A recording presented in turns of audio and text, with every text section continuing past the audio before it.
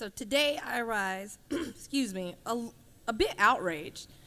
We have on our calendar today SB 52. It is a Timberland Recovery Exemption and Earnings Stability Act. I support that bill. My name is on the bill. And it's so that we can get critical recovery money to our Georgia citizens.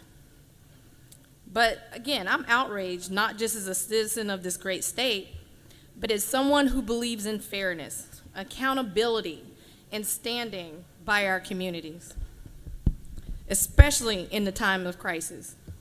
When natural disasters strike, it has long been the practice of the federal government to step up and provide relief. But what we've seen in the wake of Hurricane Helene is outright failure of the leadership of the Trump administration. Traditionally, federal disaster relief follows a 90-10 funding match, 90% covered by the federal government and 10% by the state. This standard has been upheld across administrations, no matter what president is sitting there. And this was including under President Biden, who ensured that states across the country received the help they needed after major disasters. Even a red state like ours gave us the money. But now, under President Trump, that precedent has been cast aside. Instead of providing Georgia with the expected 90% federal funding match, the Trump administration has slashed that number to just 75%, forcing our state to shoulder an extra financial burden we should not have to bear. Governor Kemp has left us with no choice but to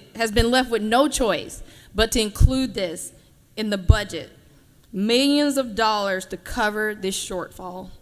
Money that could have been used to lower the cost of living, improve infrastructure, invest in education.